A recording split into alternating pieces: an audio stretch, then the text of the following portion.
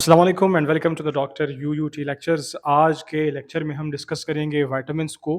ये आप लोगों के पेज नंबर 67 और 68 दोनों को कवर करेगा आज का लेक्चर। ये लेक्चर विटामिन्स की हम पहले जानेंगे डेफिनेशन कि हम विटामिन्स को डिफाइन कैसे करते हैं। फिर उसके बाद हम जानेंगे नेम्स ऑफ द विटामिन्स कि हमारे पास जितने विटामिन्स हैं इनके नाम क्या है।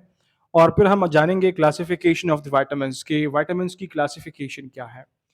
उसको हम जानेंगे based on solubility and heat stability.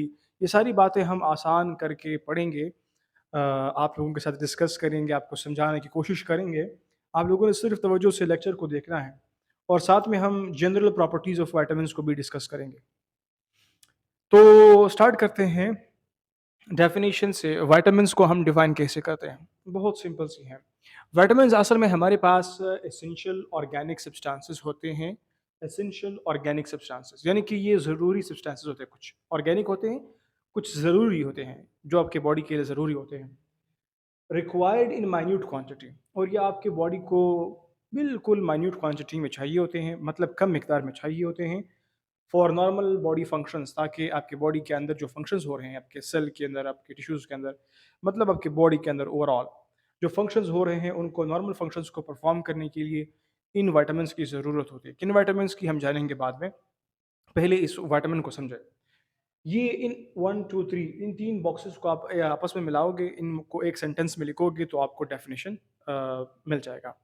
मतलब इनको सेंटेंस फॉर्म में लिखोगे, एक सेंटेंस में तो नहीं आ सकता, सेंटेंसेस बनते हैं इस तरह से। खैर, ये विटामिन्स क्या हैं? ये एसेंशियल ऑर्गेनिक सब्सटेंसेस होते हैं जो हमारे बॉडी को कम मिकदार में चाहिए। क्यों? ताकि हमारे बॉडी के जो नॉर्मल फंक्शंस हैं वो सही से हो सके। अभी इनको मिलाओ आपस में। Essential organic substances required in minute quantity for normal body functions. Essential substances हैं, कम मिकदार में चाहिए बॉडी के फंक्शंस को सही से परफॉर्म करने के लिए। ये डेफिनेशन है। ओके, तो ये विटामिन्स का डेफिनेशन है। अभी ये बात आती है हमारे पास विटामिन्स के नेम्स की। Names of the vitamins. हमारे पास नाम कितने हैं? जनरली हमारे पास विटामिन ए, बी, आप लोगों को ए बी सी जो पता है ना, A B C D E F G H I J K, E तक बात तो बनती है कि इतने हमारे पास विटामिन्स हैं। इसके बाद जो है आई जी वगैरह नहीं है, सिर्फ के आता है। तो बीच में कुछ आप लोगों ने जो ए बी सी है उसको गायब करना है। ए बी सी डी ई तक आ जाओ, एफ जी एच आई को गायब करो और के लिखो। अभी ये आपके पास क्या है? नेम्स ऑफ द विटामिन्स हैं। अगर आप लोगों को ये जानना है कि ये गायब क्यों हैं, उसका अलग से डिस्कशन हमारे पास है बाकी लेक्चर्स में, वो आप सर्च कर सकते हैं। खैर, अभी तक सिर्फ ये समझे कि नेम्स ऑफ द विटामिन्स हमारे पास क्या है? ए बी सी डी ई और के। ये हमारे पास नेम्स ऑफ द विटामिन्स हैं, विटामिन्स के नाम। अभी इन विटामिन्स को क्वेश्चन है कि क्लासिफिकेशन करें, क्लासिफिकेशन ऑफ विटामिन करें। इन्हीं विटामिन्स को फिर क्लासिफाई करते हैं, ग्रुप्स हम करते हैं। क्लासिफिकेशन का मतलब है ग्रुपिंग करना, क्लास में रखना।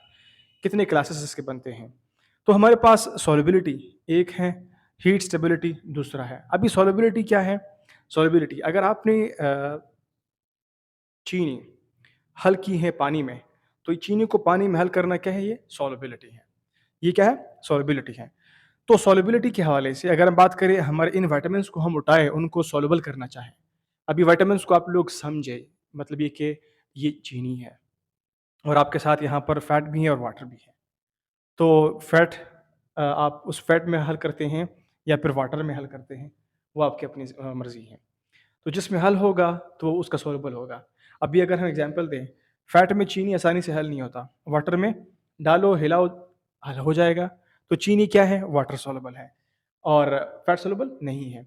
बिल्कुल ऐसे ही कंडीशन हमारे पास इन विटामिन्स के साथ है। ये विटामिन्स कुछ फैट सॉल्युबल हैं, कुछ वाटर सॉल्युबल हैं। मतलब क्या है? सॉल्युबिलिटी क्या है? हल करना। ये कुछ सॉल्युबल वाटर जो विटामिन है, कुछ विटामिन्स वो वाटर में सॉल्युबल होते हैं और कुछ विटामिन्स फैट में सॉल्युबल होते हैं। तो सॉल्युबिलिटी के मुताबिक हमारे पास विटामिन्स कुछ फैट में सॉल्युबल हैं और कुछ वाटर में सॉल्युबल हैं। जो फैट में सॉल्युबल है वो कौन से हैं? वो हमारे पास ए, डी, ई और के हैं। और कुछ विटामिन्स हमारे पास वाटर में सॉल्युबल है, वो कौन से हैं? वाटर में हमारे पास बी और सी हैं।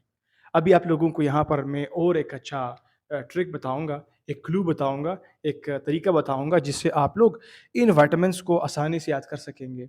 इनको रटा भी नहीं लगाओगे। ये क्लू है ना, एक ट्रिक है समझो। अभी फैट सोलुबल विटामिन्स क्या है? क्वेश्चन आपसे कोई पूछे कि फैट सोलुबल विटामिन क्या है? आपने तो अभी भी पढ़ा कि ए, डी, ई के हैं, आपको तो अभी याद है। 2 दिन बाद अगर आपसे कोई पूछे कि फैट सोलुबल विटामिन्स क्या है? आप नहीं बता पाओगे। आपके लिए बताना मुश्किल हो जाएगा। आप कन्फ्यूज़ हो जाओगे, बी को या फिर सी को भी यहाँ पर ऐड कर दोगे। तो इसके लिए तरीका क्या है? सिंपल। आपने कहना है कि डॉक्टर यूटी जो लेक्चर्स हैं, उनमें से जो विटामिन्स के हवाले से सर ने लेक्चर बनाया था, उसमें सर ने कहा था कि ये जो विटामिन्स हैं फैट सॉल्युबल वाले, ये असल में हेडेक कॉज़ करते हैं। हेडेक कॉज़ करते हैं। अब ये हम लोग इसको हेडेक बोलते हैं ना, जो अमेरिकन को आप लोग सुनते हो या ब्रिटिश को सुनते हो, मतलब अंग्रेज़ को सुनते हो, तो वो इसको हेडेक बोलते हैं। सर के दर्द को हेडेक बोलते हैं। तो वो हेडेक, ये एक तरीका बता रहा ना हेडेक, ये हेडेक लफ्ज़ नहीं है, हेडेक लफ्ज़, ADEK, ये हेडेक समझो कि अगर आप चर्बी खाओगे सर में दर्द होगा। सिंपल एक तरीका बता रहा हूँ, एक ट्रिक बता रहा हूँ। तो आप लोग हेडेक याद करें, या ये नहीं तो फिर यूँ भी याद कर सकते हैं, DEK, DEKA, DEKA, Deka. Deka असल में DECA है और यहाँ पर DEKA है। तो डेका जो है वो बोलते हैं 10 को, 10 फैट सोलुबल जो है वो डेका है। मतलब आप लोग लफ्ज़ बनाओ ताकि फिर ये विटामिन्स आप लोग भूल ना जाओ। तो अभी आप लोगों के लिए मैंने हेडेक भी बता दिया, हेडेक, हेडेक, ADEK, और डेका भी बता दिया। इसको याद करने से आपको ये होगा कि आप फिर कन्फ्यूज़ नहीं होगे। अगर आपसे कोई पूछे फैट सोलुबल विटामिन्स कौन से हैं, आपने बताना है कि हमारे पास ADEK फैट सोलुबल विटामिन है। तो आपने कैसे याद करना है? आपने करना है कि भाई ये डेका हमारे पास फैट सोलुबल है, या फिर एडेक जो है वो हमारे पास फैट सोलुबल है।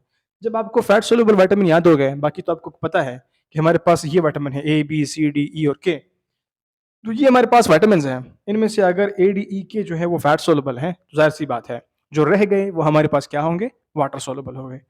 क्या रहा? यहाँ पर बी और सी रह गए। क्यों?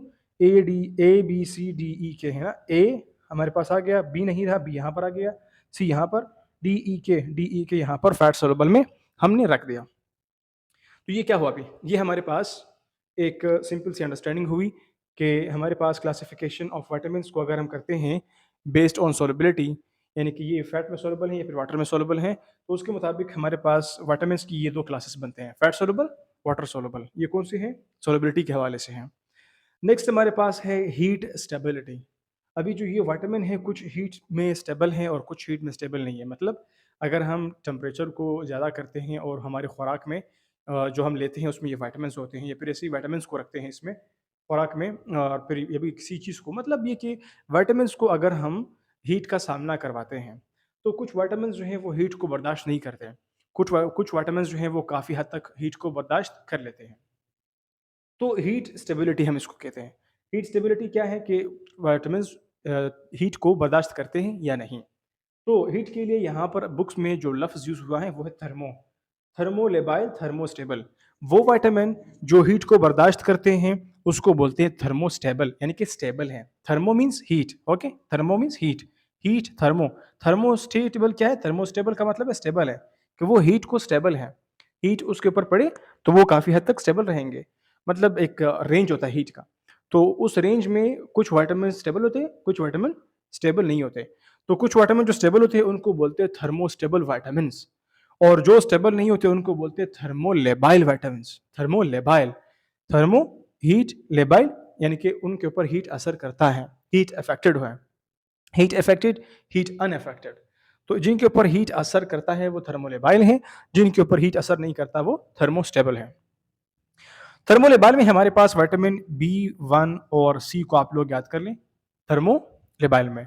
और भी एग्जांपल्स हैं इनके, जो हम आगे जाएंगे इसको एक्सप्लेन करेंगे, लेकिन शॉर्टली थर्मोलेबाइल एग्जांपल, थर्मोलेबाइल लफ्ज़ समझा, इसका डेफिनेशन समझा और इसके एक दो एग्जांपल लिखो, तो ये आपके पास क्या हो जाएगा? थर्मोलेबाइल का एक प्रॉपर सा सेटअप बन जाएगा। थर्मोस्टेबल क्या है? ये वो विटामिन्स जो, थर्मो मीन्स हीट, जो हीट को स्टेबल करते हैं, मतलब हीट के लिए स्टेबल होते हैं, हीट का सामना कर सकते हैं। इसमें हमारे पास जो वेल नाउन है वो विटामिन के है और विटामिन बी 3 है। तो ये हमारे पास क्या है? Thermolabile, thermostable vitamins. तो ये based on classification based on heat stability. अभी हमने क्या किया? क्लासिफिकेशन ऑफ विटामिन्स किया हीट स्टेबिलिटी पर और सॉल्युबिलिटी पर। विटामिन्स कुछ जो सॉल्युबल हैं फैट में, उनको हमने यहाँ पर क्लासिफ़ाई किया, क्लास में रखा, उसका एक क्लास बनाया, और जो सॉल्युबल है वाटर में, उसका हमने अलग सा क्लास बनाया। और हीट स्टेबिलिटी की अगर हम बात करते हैं, कुछ कुछ विटामिन्स को हमने थर्मोलेबाइल में रखा और कुछ को हमने थर्मोस्टेबल में रखा। तो थर्मोलेबाइल में क्या है, वो विटामिन्स जो हीट को बर्दाश्त नहीं कर सकते, उनको थर्मोलेबाइल में रखते हैं, लाइक बी1 और सी। थर्मोस्टेबल क्या है, वो जो विटामिन हीट को काफ़ी हद तक बर्दाश्त कर सकते हैं, उसको वो रखते हैं हम लोग थर्मोस्टेबल विटामिन्स में। एग्जाम्पल हमारे पास विटामिन के और विटामिन बी3 है। तो यहाँ तक हमारे पास क्लासिफिकेशन ऑफ विटामिन्स होती हैं दो तरह से, सोलिबिलिटी के हवाले से और हीट स्टेबिलिटी। सोलिबिलिटी में फर्दर हमारे पास fat soluble, water soluble. Heat stability में फर्दर हमारे पास थर्मोलेबाइल, थर्मोस्टेबल। तो ये हमारे पास क्या हुई क्लासिफिकेशन, दो किस्म की क्लासिफिकेशन हुई, नंबर वन, नंबर टू। समझ गए? आई होप सो समझ गए। नेक्स्ट हमारे पास है general properties of vitamins. Vitamins की जनरल प्रॉपर्टीज क्या है? वाइटामिन्स जो है वो कुछ हमारे बॉडी में खुद से बनते हैं और कुछ को हमने डाइट में लेना होता है। तो उसके लिए यहाँ पर मैंने अंग्रेजी में आप लोगों के लिए लिखा है, some are synthesised in the body and some are not. कुछ बनते हैं कुछ नहीं, क्योंकि कुछ हमारे बॉडी में नहीं बन सकते, तो जिसको हमने फिर खुराक में लेना होता है। Vitamins are not destroyed in digestive process, बल्कि एब्जॉर्ब होते हैं जैसे ही आप लेते हैं खुराक में। कुछ विटामिन जो हम खुराक में लेते हैं, तो हमारा जो डाइजेस्टिव प्रोसेस है वो उस विटामिन्स को ख़राब नहीं करते हैं, बल्कि वो जैसे कि हम लेते हैं वैसे के वैसे हमारे बॉडी में एब्जॉर्ब हो जाते हैं और फिर हमारे बॉडी के अंदर फंक्शन करते हैं, काम करते हैं। और इस तरह से नंबर थर्ड मैंने आप लोगों के लिए जो निकाला है वो daily requirement for body increases with growth.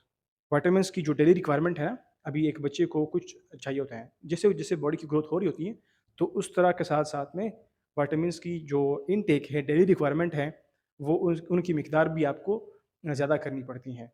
मतलब ये कि बच्चे को अगर हम देखें और फिर बड़ों को, फिर बुज़ुर्ग को, तो इस तरह से क्या होता है, इनके बॉडी में भी फ़र्क है। और जैसे-जैसे किसी बच्चे की ग्रोथ हो रही होती है, तो टाइम के साथ-साथ जिस तरह ग्रोथ हो रही है, उस तरह साथ-साथ आपकी बॉडी में जो रिक्वायरमेंट है विटामिन की, वो भी इंक्रीज़ होती है। पहले कम चाहिए होता है, फिर थोड़ा ज़्यादा चाहिए होता है, मतलब इस तरह से आपकी ग्रोथ के हिसाब से विटामिन्स की इनटेक में तब्दीली आती हैं। आपने उसमें उसके मुताबिक, ग्रोथ के मुताबिक विटामिन को फिर लेना होता है। क्या लिखा है? Daily requirement of the body increases. Daily requirement जो है वो बढ़ती हैं विद ग्रोथ, जैसे-जैसे ग्रोथ होता है। तो ग्रोथ के साथ-साथ विटामिन्स की मिकदार भी ज़्यादा करना पड़ता है। तो ये हमारे पास जनरल प्रॉपर्टीज़ हुए of the vitamins. I hope आप लोगों को समझ आ गया। कहीं पर फिर भी कोई कन्फ्यूजन है या क्वेश्चन है, कमेंट बॉक्स में रखें, तो आपके क्वेश्चन के आंसर हम आएँगे देंगे आपको। और thank you for watching doctor UUT lectures.